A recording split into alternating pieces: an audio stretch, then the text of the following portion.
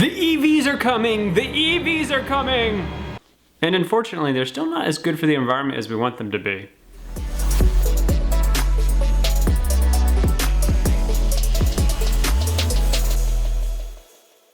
Hey everyone, Nathan here for Measured Light. If you're new here, welcome. We release new videos every week about climate change, sustainability, and green building. If you learned something today, or maybe you just liked this video, make sure to hit that thumbs up button and tell the YouTube robots that we're doing a good job. And if we really earn it, consider subscribing and hitting the bell notification so that you'll find out every time we release new content. And with that, let's get into it. Today we're going to be talking about electric vehicles, or EVs, not to be confused with the Pokemon character Eevee, who I suspect has an insanely high emissions rate.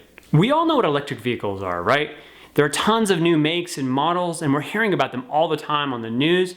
And when we drive them, they have no emissions, so climate crisis solved. Wrong!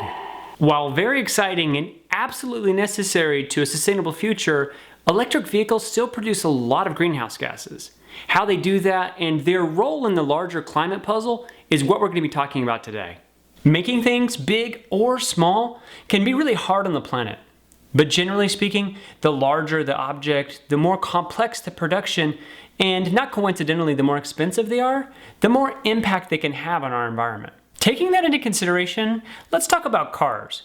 They're a major purchase, and Americans who are extremely wealthy by global standards will have less than 10 of them in their lifetime.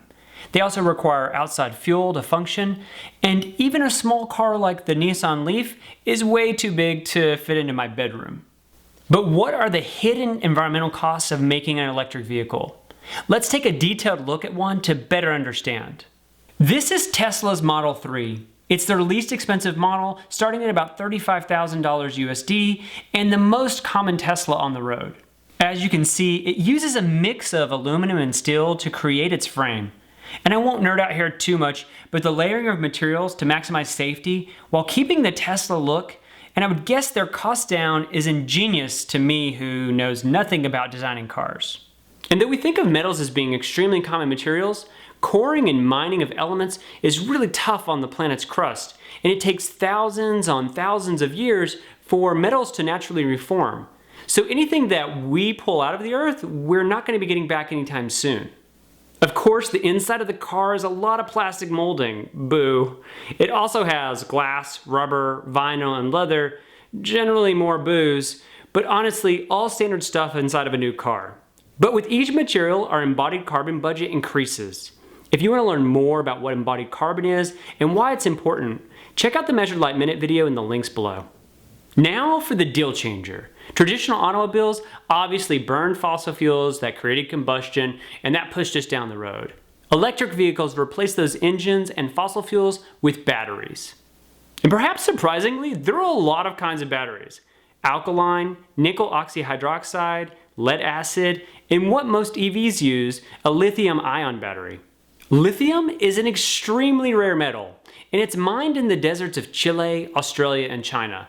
Through a process of pulling millions of gallons of pumped water and letting it evaporate, minerals like salt and of course lithium are left behind as residue. In most cases, those raw materials are trucked to ships and moved halfway across the world to be manufactured into batteries. And that doesn't even start to consider recycling. Some companies are trying to recollect batteries in hopes that they can reuse some of the materials, but let's not be fooled. No infrastructure in the world is ready for the amount of battery waste humans are going to create in the next 25 years. So there we have it. Metal, check. Plastics, check. Glass, check. Batteries made out of rare substances that are hard to dig out of the earth, check. Wow, making big new things is bad for the planet. Here's the deal. I'm a nerd, but not a climate scientist or an engineer. And I bet some of you know more about batteries than I ever will. If you're one of those people, leave a comment below and share your knowledge. So now that we've manufactured a fleet of EVs, we need to get electricity into all of those batteries. Generating electricity is another way that electric vehicles produce carbon output. To better understand this, we need to know where our electricity comes from. For example, if you live in China and the power being delivered to your house is produced from a coal-powered power plant, whoa, say that 3 times fast. You're generating a lot of emissions. But the good news is, if your power comes from, say, a hydraulic power plant like in Norway, you're generating almost no greenhouse gases. In some places, you can choose your power sources. So the good news is, you may have control over where the electricity for everything in your life comes from. The cleaner the grid, the cleaner your EV will be. Of course, most EV charging will happen at home. But what about public infrastructure?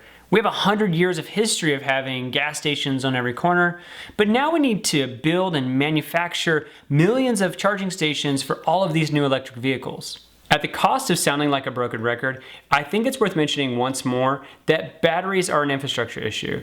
They're a mining catastrophe, and they're a real problem for recycling. I know there'll be a troll in the comments saying, oh, he thinks EVs are worse for the environment than gasoline vehicles, and clearly that's not the case.